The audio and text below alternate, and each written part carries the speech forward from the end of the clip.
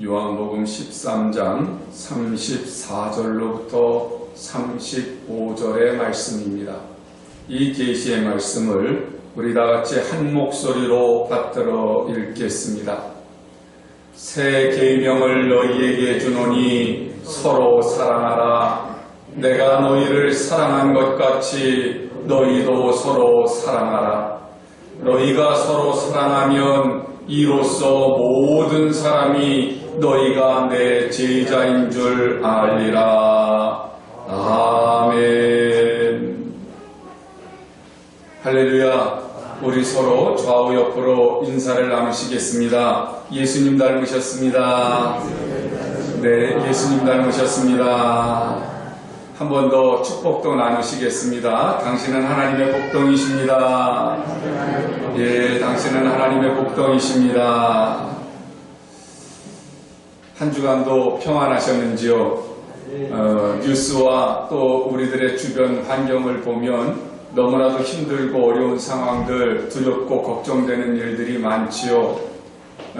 세상 곳곳에서 전쟁과 테러의 소식이 이제 뉴스를 타고 우리에게 들려지는가 하면 코로나가 확산이 되고 경제적으로 이제 어려움이 있고 물가가 치솟고 그리고 우리의 살림살이가 점점 각박해지는 상황 속에서 또 정권이 이렇게 바뀌어가는 그 상황도 순조롭질 못해서 이제 서로가 비난하는 그러한 모습들을 보게 돼요. 가만히 보면 참 피곤하기 그지없는 세상살이에요. 그런데 우리들이 좀 평안을 얻을 수 있는 곳, 우리들이 좀 쉴 만한 곳, 이제 이 시끄러운 세상에서 그나마 안식할 수 있는 곳을 찾는다고 하면 가정 아니겠어요? 또 교회 아니겠어요? 그런데도 우리들이 가정이나 교회에서도 세상에서 주는 그 걱정과 염려를 내려놓지 못하는 경우들이 굉장히 많거든요. 생각해보면 이 세상에서 일어나는 모든 일들은 혈과 육의 전쟁입니다. 정권 교체에 있어서도 서로 알력을 가지고 싸우는 것도 혈과 육의 전쟁이고요. 서로가 군사를 앞세워서 비행기를 날리고 포탄을 날리고 총을 쏴가면서 싸우는 것도 혈과 육의 전쟁이고요. 그런데 가정도요. 생각해보면 우리들이 혈과 육의 전쟁은 아니지만 가정 안에서도 막 서로 복잡하게 얽혀서 평화를 누리지 못하는 것은 이 가정이 왜 이렇게 불안할까? 또 교회도 하나님의 나라를 이루어야 되는데 교회는 천국의 모형이라고 하는데 교회가 평안하지 못하고 세상 사람들에게 그렇게 좋은 이미지를 주지 못하면 믿는 사람으로서 답답하기 그지없죠.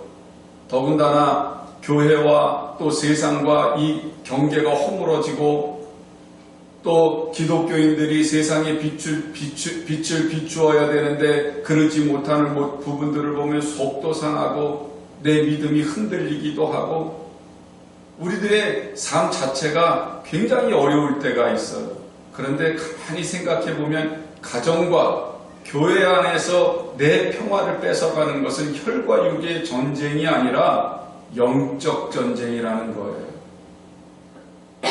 세상에서 군인들을 앞세우고 또 권력을 앞세워서 서로와의 자리 다툼을 하는 것은 혈과 육의 전쟁이지만 가정에서 평화를 뺏어가고 교회 안에서의 하나님의 나라가 위태롭게 하는 것은 혈과 육의 전쟁이 아니라 영적 전쟁이라고 하는 데 차이점이 있습니다. 그런데 우리는 가정에서 대체적으로 이렇게 부부 사이가 안 좋고 부모와 자녀 간의 사이가 안 좋으면 서로 살아온 배경이 다르고 성격 차이가 있고 이래가면서 우리의 상식을 동원하고 우리의 지식을 동원해서 이해하려고 하지만 그 이해하는 차원에서만 이 문제가 해결되지는 않습니다.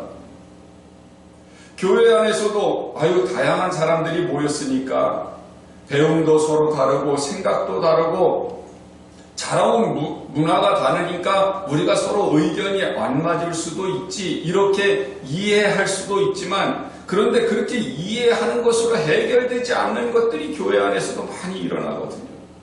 그 이유는 이것이 바로 세상적인 것과 하나님의 그 나라에 대한 것과 차이점이 있다는 거예요.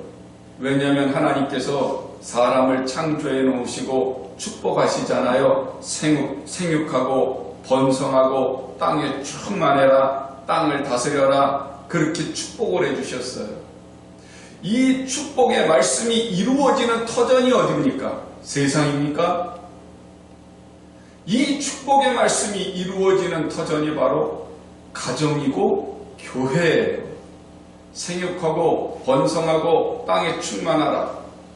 결혼해서 자녀를 낳고 양육하고 그리고 직업을 가지고 살아가면서 하나님의 살아계심과 하나님께서 베풀어 놓으신 축복을 누릴 수 있는 가장 기초적인 공동체, 그것이 바로 가정이거든요.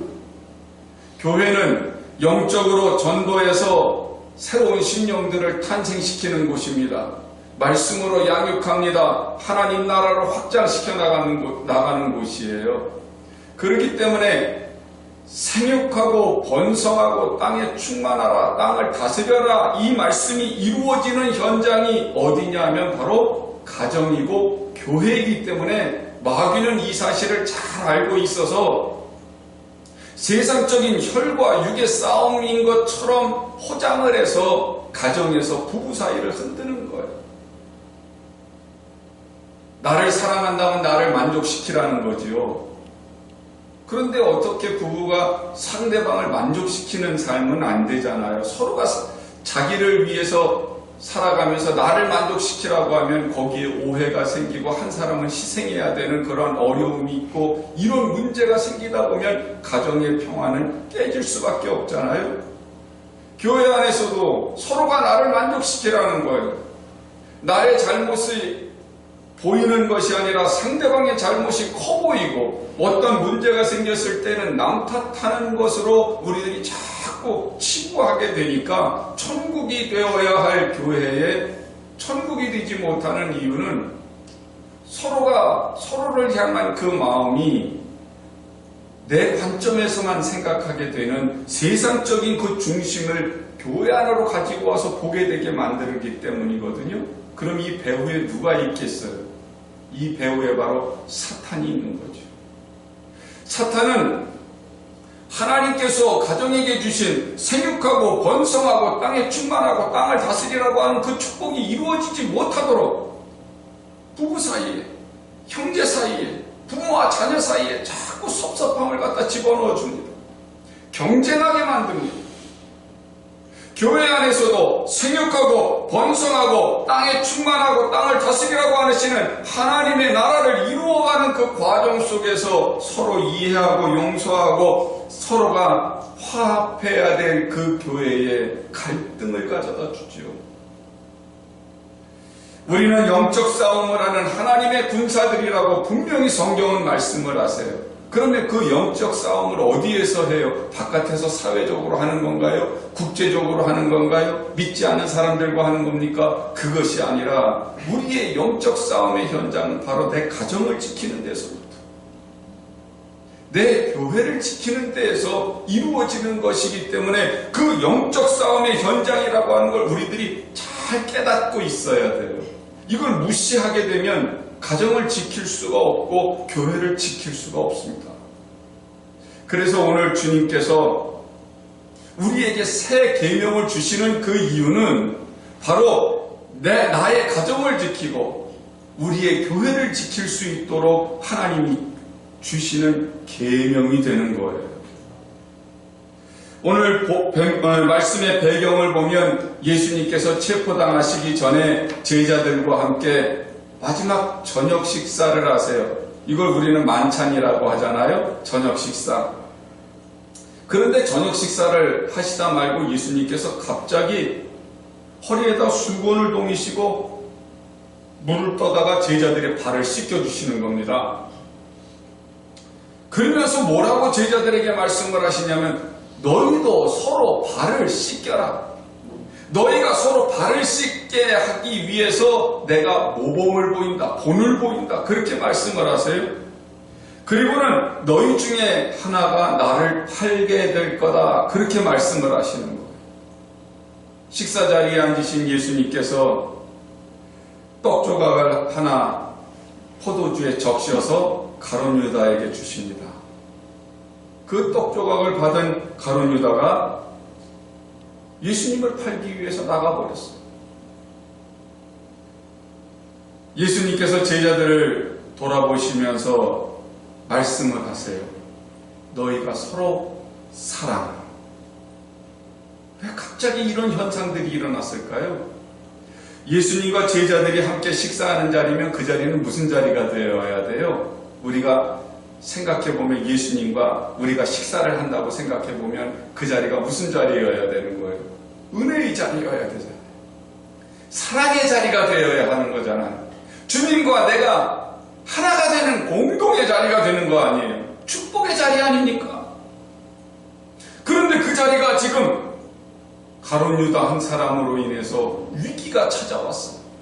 그 가룟 유다의 마음에 마귀가 어떤 마음을 넣어줬다고 성경은 이야기를 하냐면 예수를 팔 생각을 넣어주었더니 그러거든요. 마귀가 예수님을 팔 마음을 가룟 유다에게 집어넣어 주었어요. 그랬더니 그 예수님과 제자들이 모인 그 사랑의 자리가, 그 은혜의 자리가, 그 천국과 같은 자리가 위기가 찾아오는 겁니다. 그리고 서로가 분열하게 되고 예수님께서 팔릴 수밖에 없는 상황이 되어버리고 말았어요. 예수님께서 이 공동체가 깨지면 안 돼. 제자들이 흩어지면 안 되잖아요. 그러니까 예수님께서 남은 11명의 제자들을 모아놓고 새 계명을 주시는 거예요. 본문 말씀 34절의 말씀을 다시 한번 보시면 새 계명을 너희에게 주노니 서로 사랑하라. 내가 너희를 사랑한 것 같이 너희도 서로 사랑하라. 그렇게 말씀을 하세요. 마태복음 22장 37절로부터 40절에 있는 말씀을 보면은요, 예수께서 이르시되 내 마음을 다하고 목숨을 다하고 뜻을 다하여 주 너희 하나님을 사랑하라 하셨으니 이것이 크고 첫째 되는 계명이요 둘째도 그와 같이 내 이웃을 내 자신과 같이 사랑하라 하셨으니 이 두 계명이 온 율법과 선지자의 강령이니라, 이렇게 가르쳐 주신 적이 있거든요. 다시 말하면 성경을 꽉 짜서 압축을 해서 이 성경이 우리에게 주시는 계명이 무엇인가를 딱 한마디로 끄집어내면, 첫째는 마음을 다하고 목숨을 다하고 뜻을 다하여 주 하나님을 사랑하는 것. 그리고 또 하나는 내 이웃을 내 자신과 같이 사랑하는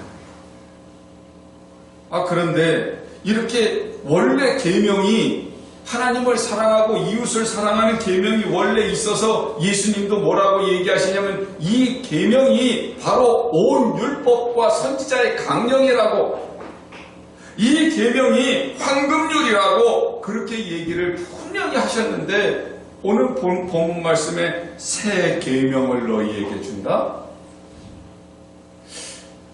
이 계명 말고 또 무슨 계명이 필요해서 새 계명을 준다, 그렇게 말씀을 하시는 걸까요? 전혀 다른 것이 없을 텐데 무엇이 새 계명이에요? 서로 사랑하라. 내가 너희를 사랑한 것 같이 너희도 서로 사랑하라.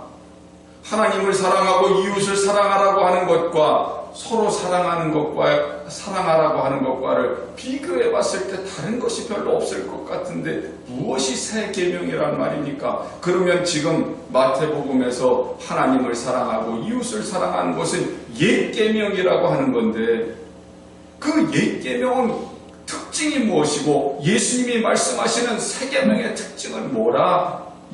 무엇이냐? 이 말이 이제 우리들이 찾아야 되는 말이잖아요. 이것은 주체의 관점이 달라지는 말씀입니다. 예수님이 서로 사랑하라 그렇게 얘기를 하는데 누가 사랑한 것처럼? 내가 너희를 사랑한 것처럼. 옛 계명은 어떻게 돼요? 내 이웃을 너 자신과 같이.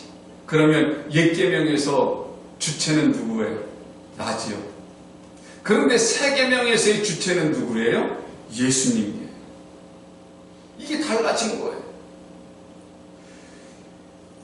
서로 사랑하는데 누가 사랑한 것처럼 예수님이 나를 사랑하신 것처럼 서로 사랑하라고 하는 거니까 내 몸처럼 사랑하는 것 그 이상으로 사랑하라는 얘기예요.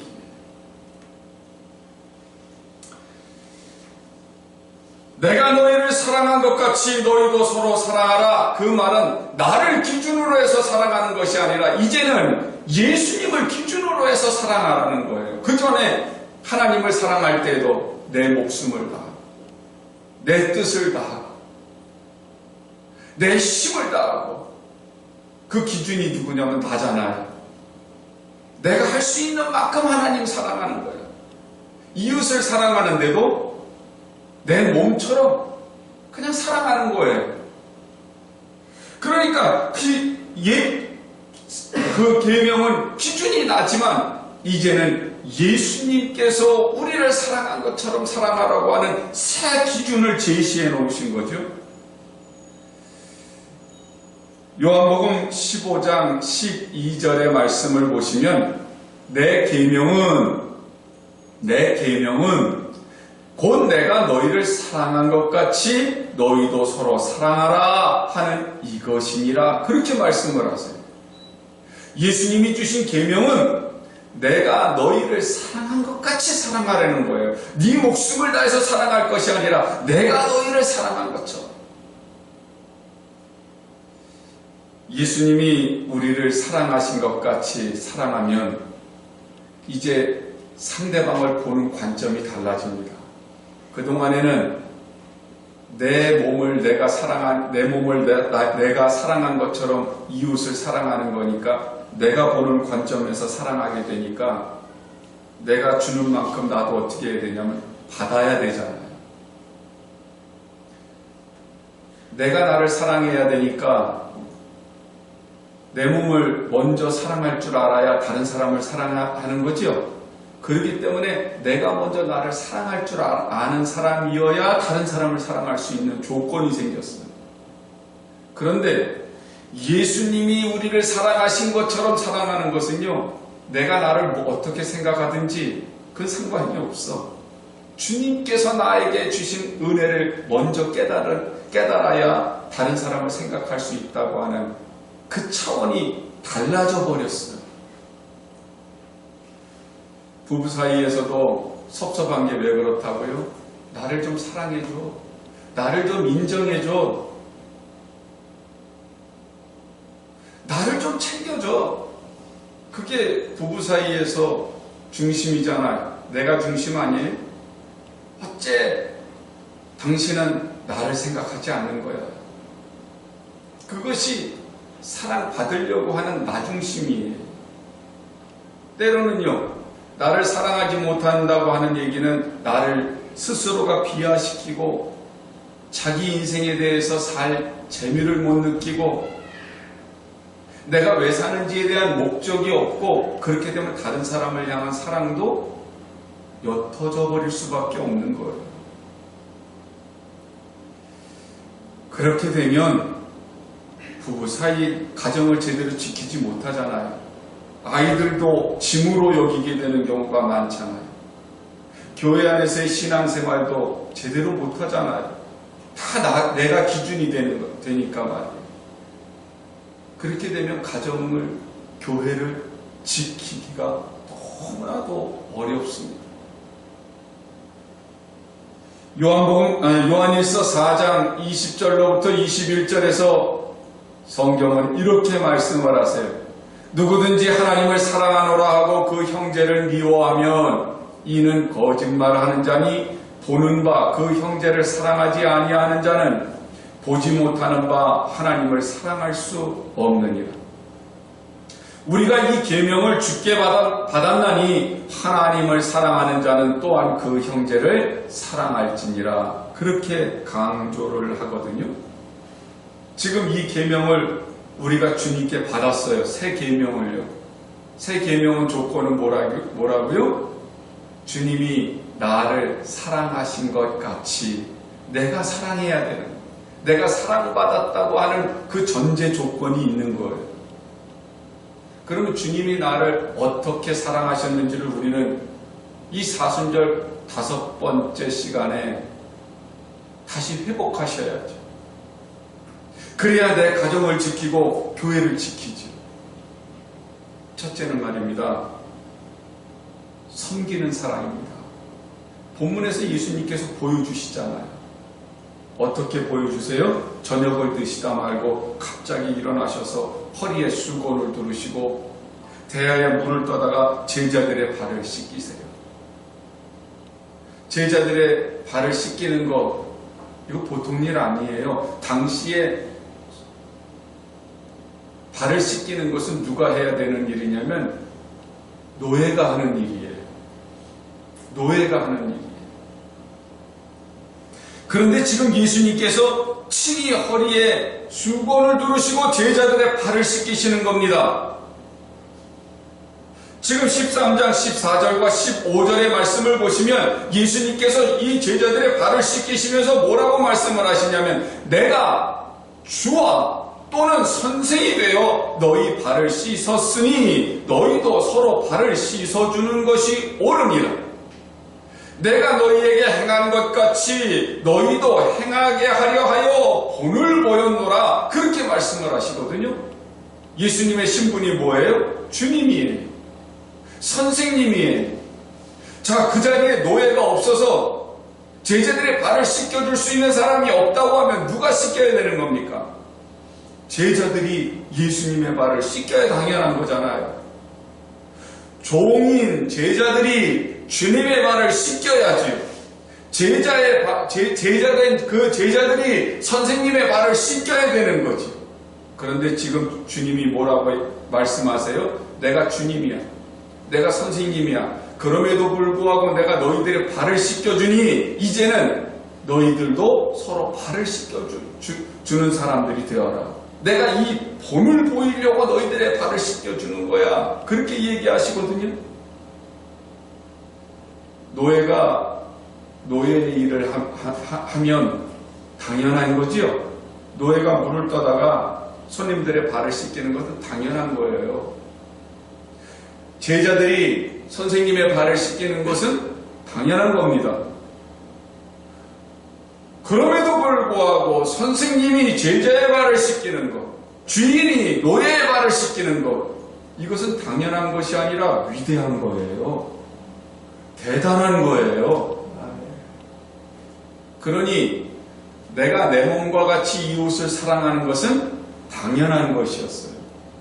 그런데 이제 주님은 뭐라고 말씀하시냐면 이제는 당연한 사랑이 아니라 어떤 사랑을 해라? 위대한 사랑을 해라. 내가 대접받으려고 날 좀 사랑해줘, 날 좀 챙겨줘, 그랬던 위치가 아니라 이제는 어떻게 해요? 상대방을 먼저 사랑해주고, 상대방을 먼저 대접해주고, 상대방을 먼저 위로해주고, 상대방을 먼저 생각해주는, 그것이 되지 않으면 가정이 지켜지질 않아. 교회가 지켜지질 않아. 우리들이 내 몸과 같이 이웃을 사랑하는 것도 대단한 겁니다. 이건 엄청난 일이에요. 세상 사람들도 정말 쉽지 않은 일이에요. 그렇지만 그렇게 하는 사람들도 있잖아요. 그런데 주님의 제자들은 세상 사람들이 흉내내는 사랑을 할 수 있는 게 아니에요. 흉내내지 못할 엄청난 사랑을 해야 예수님의 제자가 될 수 있는, 당연함을 넘어서 위대한 사랑을 베풀 줄 아는 사람, 그 사람이 진짜 주님의 제자라는 겁니다. 오늘 35절에 뭐라고 얘기하시냐면 너희가 서로 사랑하면 이로써 모든 사람이 너희가 내 제자인 줄 알리라 그러시거든요. 여러분, 내가 예수 믿어. 난 예수님의 제자야. 난 그분에게 배웠어. 그렇게 얘기하지 않는다 할지라도 내가 예수님의 사랑을 받았기 때문에 위대한 사랑을 한다면 우리 가정을 잘 지키고 우리 교회를 잘 지킬 수만 있다면 그럼 세상 사람들이 뭐라고 그런다고요? 저 사람은 예수님의 제자야. 인정한다는 거예요. 그 성도의 가정은요, 잘 지켜져야 돼요. 성도의 교회는요, 잘 지켜져야 돼요. 우리들이 자칫 잘못 생각하는 경우들이 있습니다. 우리들의 기도 제목이 있잖아요. 믿음의 백만장자, 사랑의 백만장자, 말씀의 백만장자, 물질의 백만장자. 근데 믿음의 백만장자, 사랑의 백만장자, 말씀의 백만장자 여기까지 얘기했을 때 참 거룩한 것 같아요. 근데 물질의 백만장자 이러면 좀 세속적인 것 같으니까 우리들도 좀 쭈밋쭈밋할 때가 있으시지 않아요? 가끔은 그러잖아요. 예수 잘 믿는 사람들은 좀 가난하게 살아야 될 것 같고 돈 잘 벌면 안 될 것 같고 고위간직에 올라가도 안 될 것 같고 좋은 차 타도 안 될 것 같고 여러분 왜 물질의 백만장자가 되어야 되냐면 섬기는 사람이 돼야 되니까. 우리들이 믿는 사람들이 말이에요. 좀 높은 자리 대통령도 좀 돼가지고 진짜 예수님의 제자답게 정말 주님이 우리를 사랑하시는 모습으로 정치를 한다 그러면 욕 안 먹어요. 광화문내 거리에서 데모할 일이 아니고 사랑하는 모습을 보여주면 교회가 욕 안 먹습니다. 사람들이 다 뭐라고 한다고요? 정말 예수님의 제자답다.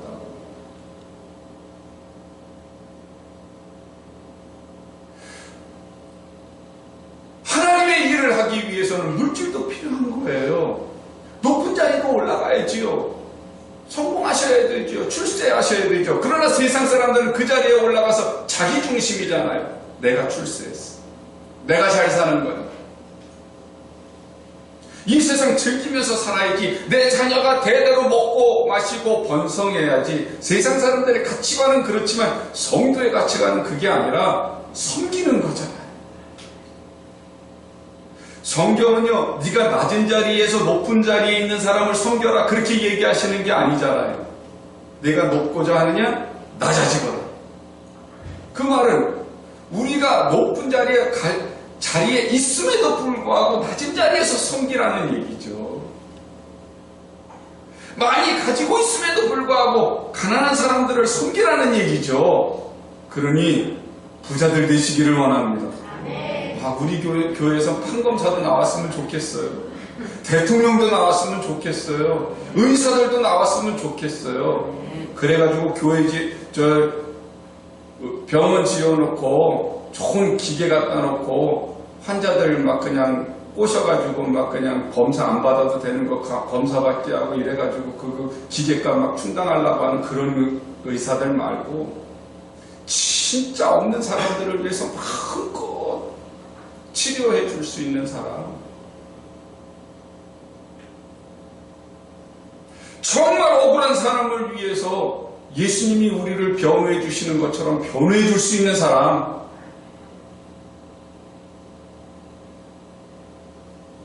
하나님의 그 뜻을 이루기 위해서 섬기는 자리에서 예수님이 나를 사랑하신 것처럼 다른 사람들을 사랑할 수 있는 그런 자리에 올라가 있다고 하면 가정도 행복해지고 교회도 튼튼히 세우고 사회에서도 하나님 나라로 확장시켜 나갈 수 있는 놀라운 하나님의 일꾼들이 되지 않겠느냐. 아멘. 이것이 주님이 우리에게 주신 새 계명이에요. 또 한 가지는 주님이 뭐라고 예수님이 사랑하신 것처럼 우리를 사랑하라고 했던 그 모습을 보여주시냐면 끝까지 사랑하시는 사람입니다. 오늘 본문에는 두 가지가 보이잖아요. 하나는 섬기는 사람, 또 하나는 끝까지 사랑하시는 사람. 그 자리에는 누가 있었어요? 가룟 유다가 있잖아요. 가룟 유다가 있잖아요. 오늘 13장 1절에 뭐라고 표현을 하냐면요, 6월절 전에 예수께서 자기가 세상을 떠나 아버지께로 돌아가실 때가 이른 줄 아시고 세상에 있는 자기 사람들을 사랑하시되 끝까지 사랑하시니라 그래요. 이게 무슨 말이 있어요? 지금 예수님은 자신의 생명을 버리심으로 인해서 제자들을 살리려고 하시는 그 자리에 계시다는 말이죠. 우리가 사랑을 하는데요, 내 힘으로 사랑하려고 하면 적당히 할 수밖에 없어요. 왜냐하면 내 힘만큼만 할 수밖에 없잖아요. 하다가 그만둬야 되고, 내가 사랑을 줬는데 상대방의 반응이 신통치 않으면, 그리고 오히려 다른 반응이 일어나면 우리는 그만두잖아요. 그건 내 힘으로 하는 사랑은 그냥 적당히 할 수밖에 없어요. 가룟 유다가 예수님을 팔 것을 예수님이 아셨어요. 나 같으면 적당히 하죠. 가룟 유다 발을 씻겨줄 이유도 없고요. 가룟 유다에게 떡을 찍어서 일부러 먹일 이유도 없어요. 그런데 우리 속담에 미운 놈 떡 하나 더 준다고. 주님은 다른 그 12제자 가운데 가룟 유다에게 일부러 떡을 집어서 포도주에 찍어서 주세요. 마지막 사랑을 베푸시는데 끝까지 사랑하는 사랑을 베풀어 주세요. 가룟 유다에게는 그것이 마지막 사랑이었지만 주님께서는 그 사랑이 끝없는 사랑이셨어요. 가룟 유다뿐만 아니라 제자들이 다 예수님을 배신하지 않습니까? 저녁 만찬이 끝난 다음에 예수님이 체포당하시니까 제자들이 다 도망가 버리잖아요. 그런데도 예수님께서 부활하신 이후에 제자들을 찾아가세요. 부활하신 예수님을 만나고서 두려움에 미안함에 사로잡혀져 있는 그 제자들의 상처를 일일이 다 어루만져 주세요. 그리고는 흩어져 버리고 깨져 버린 공동체를 다시 세우세요.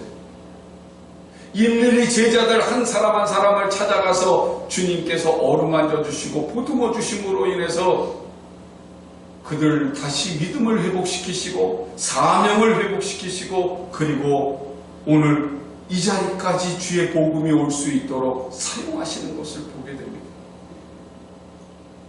주님의 이 끝없는 사랑이 우리를 지금 살게 하시는 거예요. 우리도 가만히 보면 때로는 베드로처럼 주님 부인하지 않아요? 예수 안 믿는 사람처럼 안 믿는 척 하잖아요. 베드로가 그랬었잖아요. 마음에는 주님을 사랑하지만 주님을 모르는 척 하잖아요. 때로는 가룟 유다처럼 예수님을 팔아버릴 때도 있잖아요.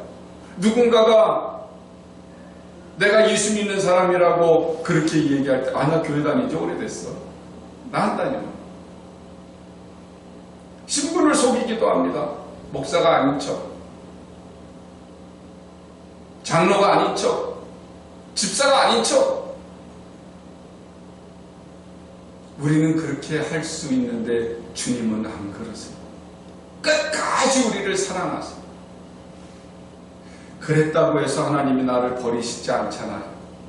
내가 그랬던 적이 있음에도 불구하고 주님은 언제나 내가 주님을 찾아오기만 하면 보듬어 주시고 사랑해 주시고, 때때로는 내가 돌아오지 않을 때에도 찾아오셔서 나를 부르시는 것이 주님의 은혜 아니십니까?